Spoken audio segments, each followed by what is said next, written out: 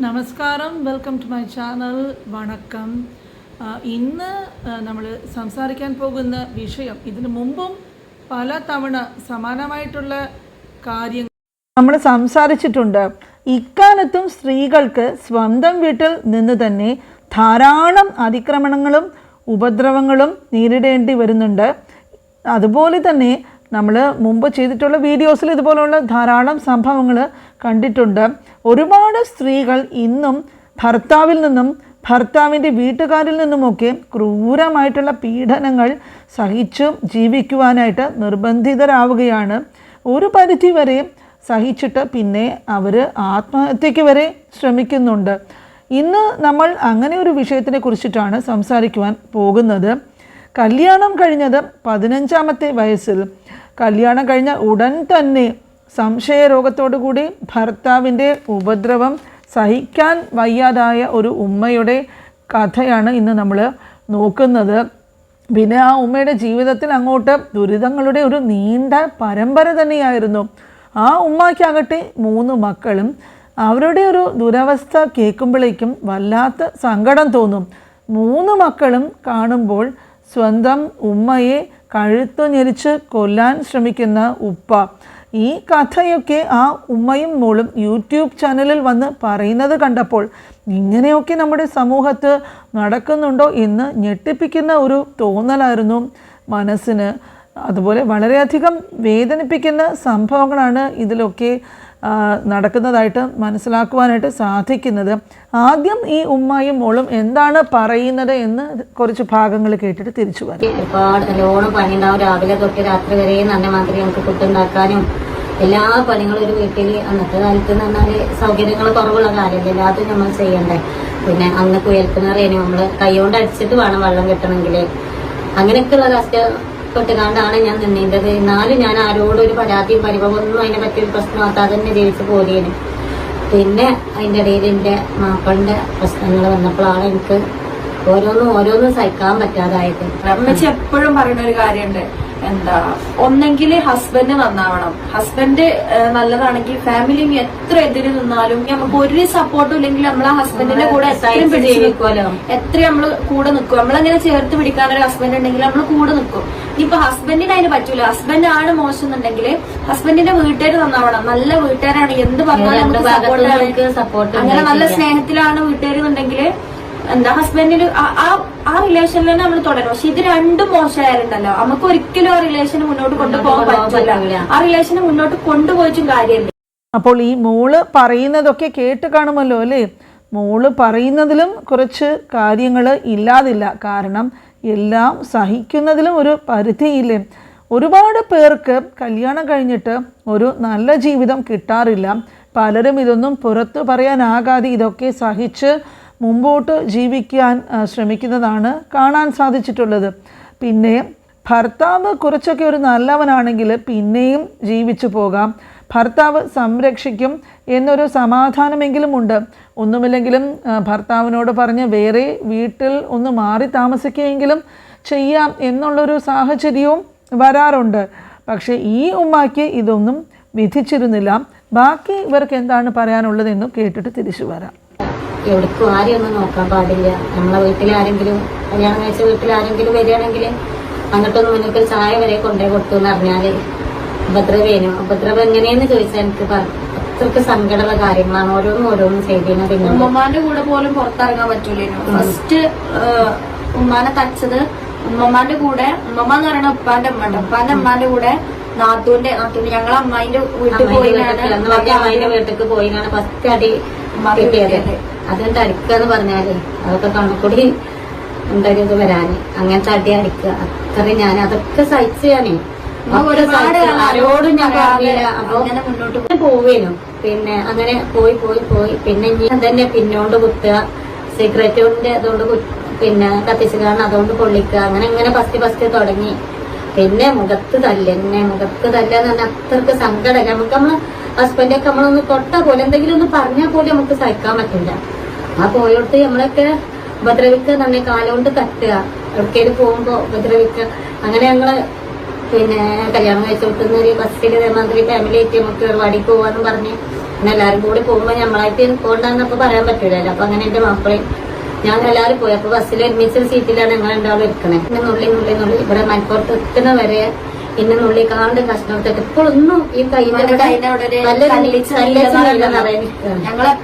ഞങ്ങൾക്ക് എപ്പോഴും ഉമ്മ കാണിച്ചു തരും, നിങ്ങളപ്പാന്റെ സമ്മാനാണ് എനിക്ക് എന്ന് പറഞ്ഞാണ്ട്. എന്റെ കൈന്റെ ഇവിടെ ഒരു നീല കളറായിട്ട് കല്ലച്ച് നിൽക്കണം.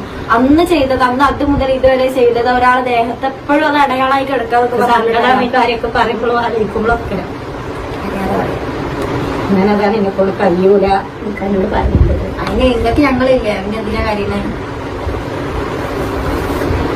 പഴയ കാലത്തൊക്കെ എന്തായിരുന്നു പതിവെന്ന് പറഞ്ഞാൽ വീട്ടിലെ സ്ത്രീകൾ അടുക്കള കാര്യവും മറ്റു പണികളുമൊക്കെ നോക്കി കുടുംബത്തിനെയൊക്കെ നോക്കി അവർക്ക് വേണ്ട ആവശ്യങ്ങളൊക്കെ ചെയ്തു കൊടുത്ത് 4 ചുമരുകൾക്കുള്ളിൽ കഴിഞ്ഞിരുന്ന ഒരു കാലമായിരുന്നു.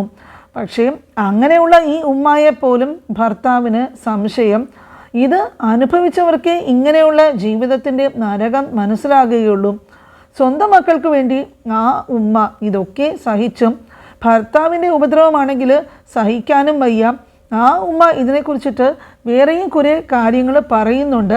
അതൊന്ന് കേട്ടിട്ട് തിരിച്ചു വരാം. ഫസ്റ്റ് തുടങ്ങി പിന്നെ മുഖത്ത് തല്ലെന്ന് പറഞ്ഞാൽ അത്രക്ക് സങ്കടം. നമുക്ക് നമ്മളെ ഹസ്ബൻഡൊക്കെ നമ്മളൊന്ന് തൊട്ടാ പോലെ എന്തെങ്കിലും ഒന്ന് പറഞ്ഞാൽ പോലും നമുക്ക് സഹിക്കാൻ പറ്റില്ല. ആ പോയോട്ട് നമ്മളൊക്കെ ഉപദ്രവിക്കുക, നമ്മെ കാലുകൊണ്ട് തട്ടുക, എവിടേക്കേലും പോകുമ്പോ ഉപദ്രവിക്കുക. അങ്ങനെ ഞങ്ങള് പിന്നെ കല്യാണം കഴിച്ചു കൊടുക്കുന്ന ഒരു ബസ്സിൽ മാതിരി ഫാമിലി ആയിട്ട് നമുക്ക് പരിപാടിക്ക് പോവാന്ന് പറഞ്ഞ് പിന്നെ എല്ലാരും കൂടി പോകുമ്പോ നമ്മളായിട്ട് പോകണ്ടെന്നപ്പോ പറയാൻ പറ്റൂലല്ലോ. അപ്പൊ അങ്ങനെ എന്റെ മാപ്പിളയും ഞാൻ എല്ലാവരും പോയി. അപ്പൊ ബസ്സിൽ ഒരുമിച്ചൊരു സീറ്റിലാണ് ഞങ്ങൾ രണ്ടാളും ഇരിക്കണേ. പിന്നെ നുള്ളി ഇവിടെ മലപ്പുറത്ത് എത്തുന്ന വരെ പിന്നെ നുള്ളി കാണ്ട് കഷ്ണം എടുത്തിട്ട് ഇപ്പോഴൊന്നും ഈ ഞങ്ങൾക്ക് എപ്പോഴും ഉമ്മ കാണിച്ചു തരും, നിങ്ങളപ്പാന്റെ സമ്മാനാണ് എനിക്ക് എന്ന് പറഞ്ഞാണ്ട്. എന്റെ കൈന്റെ ഇവിടെ ഒരു നീല കളറായിട്ട് കല്ലച്ച് നിൽക്കണം. അന്ന് ചെയ്തത്, അന്ന് അത് മുതൽ ഇതുവരെ ചെയ്തത് ഒരാളെ ദേഹത്ത് എപ്പോഴും അത് അടയാളായിട്ട് എടുക്കാതെ കാര്യമൊക്കെ പറയുമ്പോഴും ആലോചിക്കുമ്പോഴും ഒക്കെ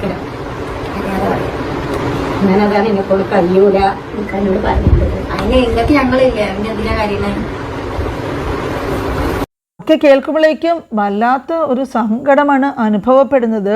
ഇയാൾക്കെന്തോ കാര്യമായിട്ടുള്ള മാനസിക പ്രശ്നമോ അതോ ഒരു റിയൽ സൈക്കോ ആയിട്ടുള്ള ഒരു ക്യാരക്ടർ പോലെ ആണ് കേൾക്കുമ്പോഴേക്കും തോന്നുന്നത്. വർഷങ്ങൾക്ക് മുമ്പ് ഒരു യാത്രക്കിടയിൽ ഒരുപാട് ദ്രോഹങ്ങളൊക്കെ ഇയാൾ ആ ഉമ്മയ്ക്കെതിരെ ചെയ്തതും പിന്നെ കൈകളിലൊക്കെ നുള്ളിയ പാടുകളും കിടക്കുന്നതുമൊക്കെ കണ്ടാൽ കാണുമ്പോൾ തന്നെ മനസ്സിലാകും എന്തുമാത്രം ക്രൂരമായിട്ടുള്ള പീഡനങ്ങൾക്കാണ് ഈ ഉമ്മ ഇരയായിട്ടുള്ളത് എന്നുള്ളത്. എന്നിട്ടും ആ ഉമ്മ നിസ്സഹായ അവസ്ഥയിൽ വേറെ ഒന്നും ചെയ്യാൻ സാധിക്കാതെ മക്കളുടെ ഭാവിക്ക് വേണ്ടിയിട്ട് ഇതൊക്കെ സഹിച്ചും അനുഭവിച്ചും മുമ്പോട്ട് അങ്ങനെ പോയിക്കൊണ്ടിരുന്നു. ഓരോ ഘട്ടത്തിൽ ഈ പീഡനങ്ങളൊക്കെ സഹിച്ച് ഒന്നും മിണ്ടാതെ കഷ്ടപ്പെട്ട് ഇരുന്ന ഒരു അവസ്ഥയിൽ ഈ ഉമ്മ ആലോചിച്ചു താൻ എന്ത് തെറ്റാണ് ചെയ്തത്. അതുപോലും ഈ ഉമ്മയ്ക്ക് അറിയില്ലായിരുന്നു. അങ്ങനെ ഈ ഉമ്മ ഒരു ദിവസം ആത്മഹത്യക്ക് ശ്രമിച്ചു. അത് വീട്ടുകാർ കാണുകയും ഭാഗ്യവശാൽ അന്ന് ആ ആത്മഹത്യാ ശ്രമത്തിൽ നിന്നും ഈ ഉമ്മയെ രക്ഷപ്പെടുത്തുവാനായിട്ട് വീട്ടുകാർക്ക് സാധിച്ചു. അതുകൊണ്ട് ഇന്ന് മക്കളുടെ കൂടെ ആ ഉമ്മ സന്തോഷമായിട്ട് ജീവിക്കുന്നു. ഒരു പക്ഷേ അന്ന് ആ ഉമ്മയുടെ ജീവിതം അവസാനിച്ചിരുന്നുവെങ്കിൽ ഇങ്ങനെ ഒരു സന്തോഷ ജീവിതം ആ ഉമ്മയ്ക്ക് കിട്ടുമായിരുന്നോ? അതുകൊണ്ട് ആത്മഹത്യക്ക് ശ്രമിക്കുന്നവർ ഇത് ഒരു പാഠമായിട്ട് കാണേണ്ടതാണ്. കാരണം ഇങ്ങനെ ഓരോരോ അനുഭവങ്ങളും ദുരവസ്ഥകളുമൊക്കെ വരുമ്പോൾ പലരും ചിന്തിക്കുന്ന ഒരു എളുപ്പമായിട്ടുള്ള രക്ഷാമാർഗമാണ് ഈ ആത്മഹത്യ എന്ന് പറയുന്നത്. മുമ്പും നമ്മളുടെ പല വീഡിയോയിലും ഇതിനെക്കുറിച്ചിട്ടൊക്കെ നമ്മൾ സംസാരിച്ചിട്ടുണ്ട്. അപ്പോൾ ഈ ആത്മഹത്യ ഒന്നിനും ഒരു പരിഹാരമാകുന്നില്ല. അന്ന് ഈ ഉമ്മ രക്ഷപ്പെട്ടത് കാരണം ഭാവിയിൽ വന്നിട്ട് ഈ ഉമ്മായിക്ക് മക്കളുടെ കൂടെ നല്ലൊരു ജീവിതം ദൈവം വിധിച്ചിട്ടുള്ളത് അനുഭവിക്കാനായിട്ട് സാധിച്ചു. അതുപോലെ തന്നെ ഇടയ്ക്ക് ഭാര്യയെ തല്ലുന്നതും ഇങ്ങനെയൊക്കെ മോശമായിട്ട് പെരുമാറുന്നതും എന്താണെന്നുള്ളത് ആ പുള്ളിക്കാരൻ്റെ വീട്ടുകാർ തന്നെ ചോദിച്ചു നോക്കിയപ്പോഴേക്കും ഈ പുള്ളി പറയുന്നത് എന്താണെന്ന് വെച്ചാൽ ഇങ്ങനെയൊക്കെ ചെയ്യുന്നതിൻ്റെ കാരണം പുള്ളിക്ക് പോലും അറിയില്ല. ഇടയ്ക്കിടെ ഭാര്യയൊക്കെ കാണുമ്പോൾ തല്ലണമെന്ന് തോന്നുന്നു, അതുകൊണ്ടാണ് എന്നൊക്കെയാണ് ഇയാൾ പറയുന്നത്. പിന്നെ ഡോക്ടറൊക്കെ വീട്ടുകാർ കൊണ്ട് കാണിച്ചിട്ടും വലിയ മെച്ചമൊന്നും കണ്ടില്ല. കുറച്ചു കാലം മരുന്നുകളൊക്കെ കൊടുക്കും, അത് കഴിഞ്ഞ് കുറച്ച് ദിവസം ശരിയായിട്ട് കാര്യങ്ങൾ പോകും, പിന്നെയും പഴയ കഥ തന്നെ. അപ്പോൾ ഇങ്ങനെ ഒക്കെ സംഭവിച്ചപ്പോഴേക്കും പതുക്കെ ആ ഉമ്മായുടെ വീട്ടുകാരും ഇതൊക്കെ അറിയാനായിട്ട് തുടങ്ങുകയും അവർ ആ ഉമ്മായുടെ അടുത്തുള്ള സ്നേഹം കാരണം വേറെ ഒരു വീട് ആ ഉമ്മാക്ക് പണിഞ്ഞു കൊടുക്കുകയും ആ വീട്ടിൽ ഉമ്മ താമസം മാറി മക്കളോടൊപ്പം. കാരണം ഇയാളുടെ ശല്യത്തിൽ നിന്ന് കുറച്ചെങ്കിലും ഒരു മോചനം ലഭിക്കുമല്ലോ എന്ന് വിചാരിച്ചാണ് ഈ വീട്ടുകാർ ഇങ്ങനെ ചെയ്തത്. അപ്പോൾ ഇയാൾ വിടുമോ അങ്ങനെ വെറുതെ? അവിടെയും അയാൾ കയറി വന്നു. മാത്രവുമല്ല ഇനി ഇങ്ങനെ ഒന്നും ആവർത്തിക്കില്ല എന്നൊക്കെ പറഞ്ഞ് വാക്കൊക്കെ പറഞ്ഞ് കയറി വന്നപ്പോഴേക്കും ആ ഉമ്മായും എന്താ ചിന്തിച്ചതെന്ന് പറഞ്ഞാൽ പെൺമക്കളുടെയൊക്കെ കല്യാണം വരുന്നുണ്ട്. കല്യാണം വരുമ്പോൾ ഉപ്പ കൂടെ വേണമല്ലോ എന്നോർത്താണ് ആ പാവം ഇതിന് സമ്മതിച്ചത്, ആ ഉപ്പായെ സ്വീകരിച്ചതും. പക്ഷേ ഇയാൾ ഇപ്രാവശ്യം പഴയതുപോലെ തന്നെ ഭാര്യയെ മാത്രമല്ല മക്കളെയും കൂടി ഉപദ്രവിക്കാനായിട്ട് തുടങ്ങി. ഒരു സാഹചര്യത്തിൽ ഇയാൾ മക്കളുടെ മുമ്പിൽ വെച്ച് ഉമ്മയോട് ചോദിച്ച ചോദ്യം അക്ഷരാർത്ഥത്തിൽ മക്കളുടെ മനസ്സിലും തീ കോരിയിട്ടു. എന്താ ഇയാൾ ചോദിച്ചതെന്ന് പറഞ്ഞാൽ ഒരു ഭാര്യയ്ക്ക് സഹിക്കാൻ പറ്റാത്ത ഒരു കാര്യമാണ്, ഈ മക്കളൊക്കെ എൻ്റേത് തന്നെയാണോ എന്നാണ് ഇയാൾ ചോദിച്ച ചോദ്യം. ഒന്നും ആ ഒരു സമയത്ത് ഉണ്ടായതൊന്നും ആര് പറഞ്ഞാലും നമ്മളെ കണ്ണെന്നൊന്നും അത് പോകില്ല. അത് മറക്കില് പോയിട്ട് അന്ന് എന്താണ് സംഭവിച്ചത് അത് ഇന്നും കണ്ണിലൂടെ ഇങ്ങനെ കാണാണ് നമ്മള്. ആ ഒരു ഡ്രോമ ഒരിക്കലും ലൈഫിൽ മാറൂല.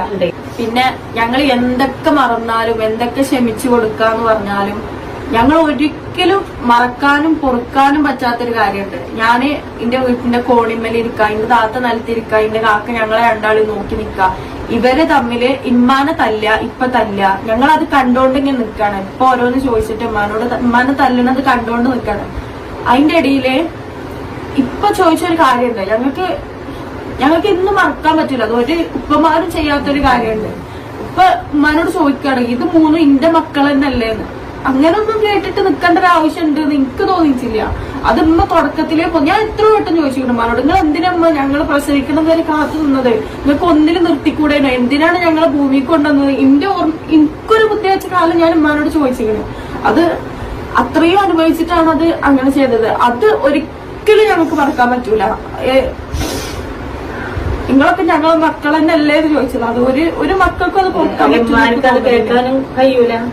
അങ്ങനെ ഒന്നുണ്ട്. നമ്മള് തെറ്റ് ചെയ്തിക്കണെങ്കിലും ഒക്കെ നമ്മൾ കേട്ടോളാം, എല്ലാം സഹിച്ചോളാം. പക്ഷെ തെറ്റ് ചെയ്യാതെ സഹിച്ചിക്കണെന്ന് പറയുമ്പോൾ അത് വല്ലാതെ. ഇങ്ങനെ എന്തൊക്കെ സംഭവങ്ങളാണ് നമ്മുടെ ചുറ്റിലും നടക്കുന്നത്. സത്യം പറഞ്ഞാൽ ഇപ്പോൾ വിവാഹം എന്നൊരു കരാറിൽ ഏർപ്പെടാൻ തന്നെ പലവർക്കും ഭയവും മടിയുമൊക്കെയാണ്. കാരണം ചുറ്റിലും നോക്കുമ്പോഴേക്കും ധാരാളം ഇതുപോലുള്ള സംഭവങ്ങൾ കേൾക്കുന്നുണ്ട്. അത് വലിയ വലിയ പ്രശ്നങ്ങളാണ് പല സ്ത്രീകളും വിവാഹ ജീവിതത്തിൽ നേരിടുന്നത്. ഇപ്പോൾ ജോലിയുള്ള സ്ത്രീകളൊക്കെ ആണെങ്കിൽ അവർക്ക് ഇതുകൊണ്ട് വലിയ ബുദ്ധിമുട്ടുകളൊന്നും നേരിടേണ്ടി വരുന്നില്ല.